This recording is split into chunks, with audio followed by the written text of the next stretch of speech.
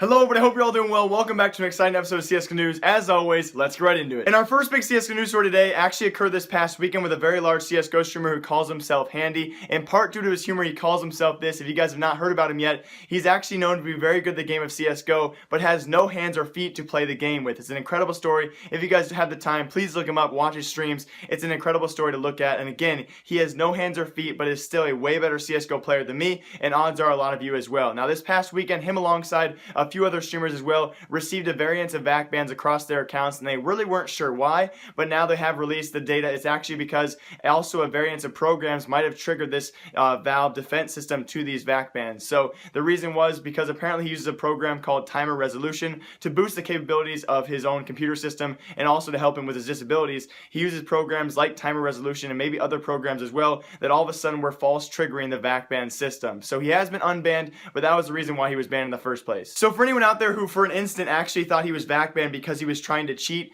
think about this, okay? He has no hands or feet. He deserves a cheat, but he did not. He came out and said it was a rumor, so he actually was unbanned very soon after. So congrats to Handi. Again, feel free to go check him out, guys. And then also this past weekend was the ECS finals. If you guys did not watch this is some of the best CSGO I've watched and seen in a long time in terms of upsets and unexpectedness. If you guys had the chance to bet on any of these games on CSGO Lounge, it was absolutely insane. I lost a lot of money. I made some money, but there were a lot of upsets, including TSM themselves, who led the charge in upsets after, a really disappointing Eleague a couple weeks ago. If you guys remember Group D of Eleague, they were in that. They won 0 games throughout the whole week there, but they returned stronger than ever. They have their new player back, Twist, now returning. He could not participate in Eleague because he was too young. He's now replacing Kaden, and they are back stronger than ever. TSM started off ECS this past weekend by beating Astralis in a really dominating fashion in a best-of-1 series there. Then they almost took down Fnatic and automatically qualified for the semifinals. It was so close, but they lost to them 14-16, but they continued on actually in the quarterfinals to face off against Cloud9, a fellow North American team, and swept Cloud9 2-0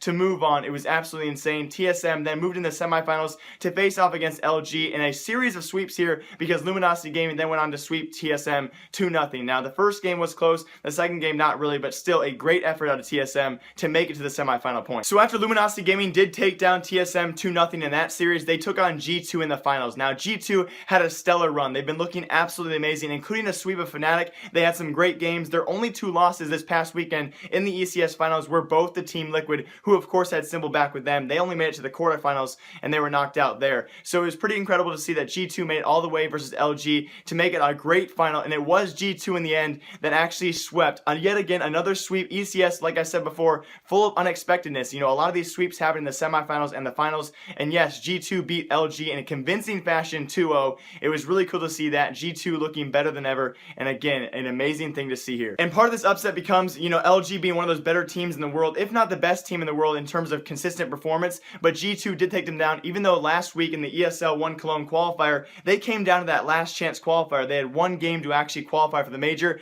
and now they returned this week in dominating fashion. Congrats to G2. ECS finals was amazing to watch. And possibly the start of a big story for this channel was what Fnatic Krimz tweeted out after their disappointing loss in the semifinals to G2. Again, they were swept in those semifinals, and Krimz tweeted out this. And the real question is here, what does he mean by get used to it? Does the team have bad news coming? Is a player going to be replaced permanently? Why does he say Fnatic get used to it? It's a very, very weird wording. Maybe I read this out of context, but the real question is, what do you guys think he meant by this tweet? Does Fnatic have disappointing evidence or news coming soon?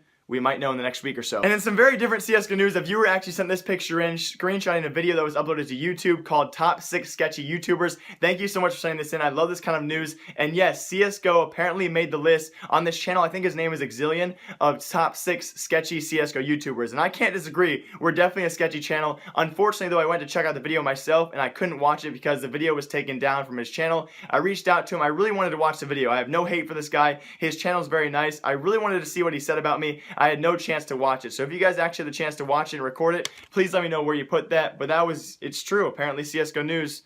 Apparently we're sketchy. And also this week in Eleague, we have Group F kicking off tomorrow night, Tuesday on TBS and all over Twitch. If you guys have not stayed tuned for Eleague, it's been very fun to watch. And this week, Group F might be the closest or the weakest group of all the groups so far in Eleague. This includes teams Envious, Gambit, Virtus Pro, and Complexity all competing against each other. And all of these teams, especially in the last 6 months and maybe in the last 12 months or so, have lacked any major success. As you guys know, especially, Envious, Virtus Pro, those top teams in the world, 2014, 2015, have really struggled yet so far in 2016. 2016 and of this year. Now, you never really know what to expect from Gambit Gaming or Complexity, but this might be one of the most evenly spread out groups so far. Obviously, heavy hitters like Envious and Virtus Pro are going to be favored on the betting side, but you really never know what to expect from Gambit and Complexity, so this should be a very close group, and I would not be surprised to see yet again Gambit or Complexity in the finals facing off against one of these teams. Going to be a great week of CSGO. And continuing the discussion of struggling CSGO teams, we have news coming from Hellraisers, and it's official. Apparently, Oskar from their team has been released from their CSGO roster, but he will have to meet an agreement and actually stay on their team as a streamer until his contract ends with Hellraisers. So, continuing struggles for Hellraisers. As you guys know, they've been really struggling, especially in the past month or so. They even dropped a game to Splice in a best-of-1 series.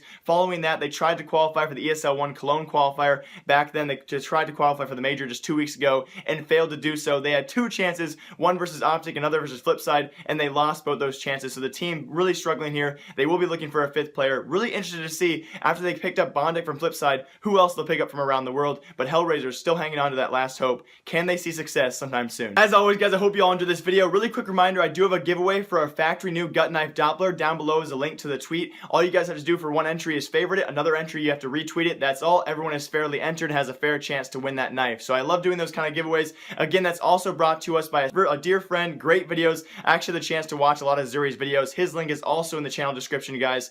Check him out. He's a great guy. Absolutely hilarious. Not your typical YouTube or CSGO gambler. A really down-to-earth guy. Also, hope you guys all enjoyed. Going to be a great week of CSGO news. Hopefully the drama is out of the way. As always, live, love, laugh a lot. Remember, I like you. You guys know what's coming. I'll see y'all tomorrow.